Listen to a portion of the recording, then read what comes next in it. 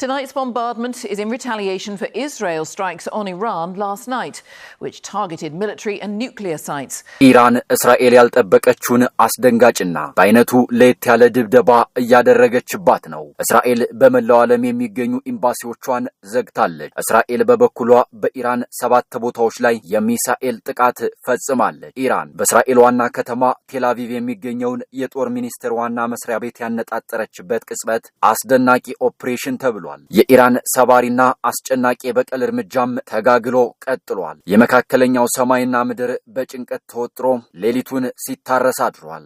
በሌላ መረጃ ደግሞ የኛ ሀገር ሰው ባንዳ ሆኖ ለመቀጠር ፍላጎቱ ከፍተኛ ነው ሲሉ ኢታማጆር ሹሙ ተናግረዋል። ለአልሸባብ እንኳን ሳይቀሩ ሲሰሩ የነበሩ ኢትዮጵያውያን ነበሩ፣ ነገር ግን ገለናቸዋል በማለት ተናግረዋል። ሀገር ለቀህ ሂድ አይባልም፣ ኤርትራን ጋብዘናቸው ነበር፣ ወደቡን አብረን እንጠቀም ነው ያልነው እንጂ ብቻችንን እንጠቀም አላልንም፣ ኤርትራውያን አሁን አኩርፈውናል፣ የባህር ኃይሉን ያስወሰድነው እኛው ነን ሲሉ ኢታማጆር ሹም ፊልድ ማርሻል ብርሃኑ ጁላም ተናግረዋል። ከህዝብ ተወካዮች ምክር ቤት የቀረበላቸውን ጥያቄ ምላሽ በሰጡበት ሰፊ ማብራሪያቸው ላይ ኢትዮጵያውያን ሆነው ለሻቢያ በባንዳነት ተቀጥረው ለመስራት የሚሞክሩ አካላት አሉ ሲሉም በማብራሪያቸው አክለዋል። ውድ የኢትዮ ገጽ ሚዲያ ቤተሰቦች አብራችሁን ስትቆዩ ሙሉ መረጃውን ወደ እናንተ እናሻግራለን። እናንተ ውድ ቤተሰቦቻችንም ቻናሉን ላይክ፣ ሼር እንዲሁም ሰብስክራይብ በማድረግ እስከ መጨረሻው አብራችሁን ዝለቁ።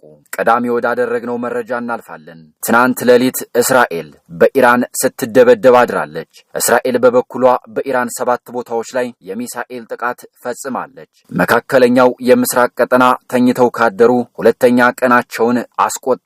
እስራኤል በፎርዶ የኢራን የኒውክሌር ተቋም ጥቃት እንደሰነዘረችና 2 ፍንዳታዎችም መሰማታቸውን የፋርስ የዜና ወኪል ዘግቧል። በቴህራን ተጨማሪ ፍንዳታዎች መሰማታቸውም ተሰምቷል። የኢራን ሰባሪና አስደናቂ የበቀል እርምጃ ተጋግሎ ቀጥሏል። ኢራን በእስራኤላውያን ጥቃቶች ላይ አስጨናቂና ሰባሪ የተባለውን የበቀል እርምጃ መጀመሯ የተገለጸ ሲሆን በብሔራዊ የቴሌቪዥን ጣቢያዋ በተላለፈው መልእክትም የዛሬው ሌሊት ለጽዮናዊ አገዛዝ አስከፊ ጥቃት ወሳኝ ምላሽ የተጀመረው በመቶዎች የሚቆጠሩ የፕላስቲክ ሚሳኤሎችን በመተኮስ ነው ተብሏል። የእስራኤል ጦር በበኩሉ ኢራን በእስራኤል ላይ ሚሳኤል መተኮሷን ቀጥላለች ያለ ሲሆን በመግለጫውም ሌላ በደርዘን የሚቆጠሩ ሚሳኤሎች ወደ እስራኤል ተኩሳለች ብለዋል። ጦሩ አክሎም የተሰሙት ፍንዳታዎች ድምጽ ከተጠለፈ ወይም ከመከነ ሚሳኤል የሚወጣ ነው። የአየር መከላከያ ስርዓቱ በየጊዜው ጥቃት አድራሽ መሳሪያዎችን እየለየ ያመክናል ሲልም ተደምጧል። አልጀዚራ ከቴልአቪቭ ባስመለከተው የቀጥታ ስርጭት ከሆነ ሌሊቱን ማዕከላዊ ቴልአቪቭ ፍንዳታዎች የተሰሙ ሲሆን ቀጥሎም ጭስ ወደ አየር እየወጣ መታየቱን አስነብቧል። አሜሪካ ደግሞ የኢራንን ሚሳኤሎች በማምከን መሳተፏ ተገልጿል። አሜሪካ ከእስራኤል ጎን ሙሉ ለሙሉ ቁማለች።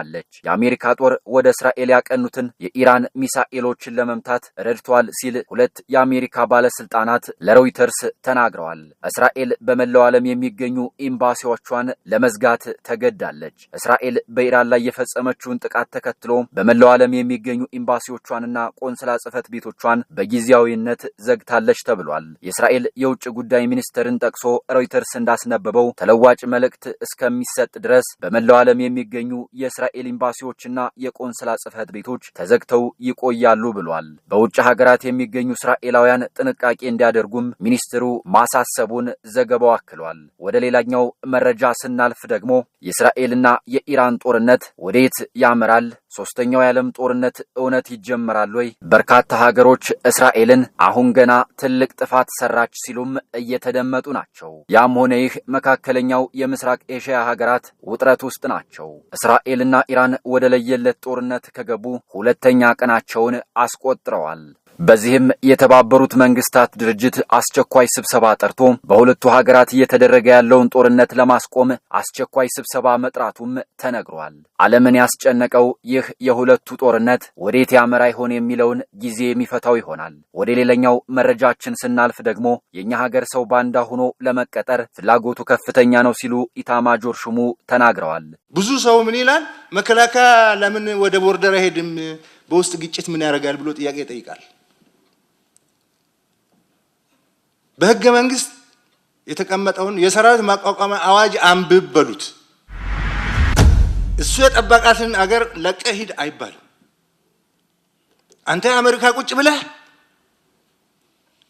ለዚህ ግዙፍ ተቋም እንደዛ አይነት ተልእኮ መስጠት አትችልም።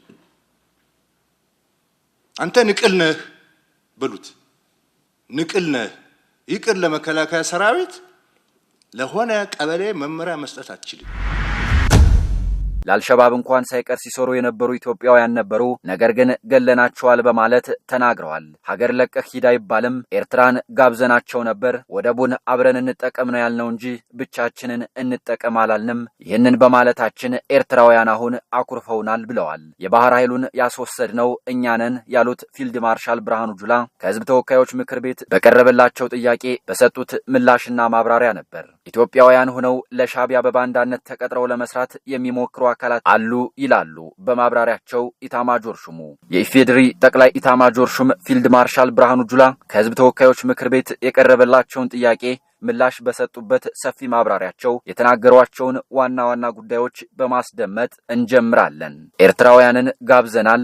ባህሩ የሁላችን ይሁን። መንግስታችን በኢትዮጵያና በኤርትራ በኩል ያለውን ችግር ለመፍታት ብዙ ርቀት ለመጓዝና የጋራ በሆኑ ጥቅም ላይ የተደረገው ሙከራ አለመሳካቱን ፊልድ ማርሻል ብርሃኑ ጁላ ተናግረዋል። የባህር በር ይዤ እኔ እንደፈለግኩ ላድርጋችሁ ማለት ልክ አለመሆኑን መናገር አያስኮርፍም ሲሉም አክለዋል። በወረራ የባህር በሩን የነጠቀን የለም ሲሉ ፊልድ ማርሻሉ የተናገሩ ሲሆን የኢትዮጵያ ጥላቶች በአራቱም አቅጣጫ በስተዋል። በቀይ ባህር ቀጠና የባህር ደህንነት ስጋት አለ። ይህ ደግሞ ኢትዮጵያን ይጎዳታል በማለት በምላሻቸው ተናግረዋል። ግጭት ሙያ የሚመስላቸው በጥባጭ ኃይሎች በቀጠናው ስለመኖራቸው ፊልድ ማርሻል ብርሃኑ ጁላ የተናገሩ ሲሆን ይሁን እንጂ በስም ጠርተው ግን የትኞቹ ሀገር ወይም ቡድኖች መሆናቸውን አላብራሩም። ለመሆኑ በኢትዮጵያና በኤርትራ መካከል ውጥረቱ የከረረው ዋነኛ ምክንያቱ ምን ይሆን? ከ30 ዓመታት በፊት የኢትዮጵያ ግዛት የነበረችው ኤርትራ አምባገነኑ ኢሳያስ አፈወርቂ የሚዘውራት ሰሜናዊቷ ኮከብ ኤርትራ በባድሜ ጦርነት ከኢትዮጵያ ጋር ደም የተቃባችው ጦር ሰባቂዋ ኤርትራ በ2013-14 የኢትዮጵያ የቅርብም የልብም ወዳጅ የሆነችው ኤርትራ አሁን አንድ ትልቅ ጥያቄ ብቻ ሳይሆን ኩም አድርጎ ቅስሟን የሰበረ ስትፈራው የነበረ ጥያቄ ነገር ግን ፈጽሞ ያላሰበችው ጉዳይ ኢትዮጵያ ይዛ ብቅ ማለቷ እንቅልፍ የነሳት ይመስላል። ሰሞኑን ኢትዮጵያና ኤርትራ በአሰብ ጉዳይ ቃላት በመወራወር ላይ ናቸው። እውነትም አሰብ የማን ነው እንዳለ ደራሲው አሰብ የማን ነው? ኢትዮጵያ ከ120 ሚሊዮን በላይ ሕዝብ ይዤ ያለ ወደብ መኖር ይበቃኛል ያለች ይመስላል። የምስራቅ አፍሪካዊቷ አምባገነን ሀገር ቀይ ባህርን ከኔ ውጭ እያለች ነው። የኢትዮጵያና የኤርትራ ቀጣይ ዕጣ ፈንታ ምን ሊሆን ይችላል የሚለውን ለጊዜው እንተወውና ከኤርትራ ጀርባ ያለችው ግብጽ በኢትዮጵያ ላይ ምን እያሴረች ነው የሚለውን በቀጣይ ዘገባችን የምንመለስበት ይሆናል። ሰላም በዓለም ሁሉ ይስፈን። አበቃን።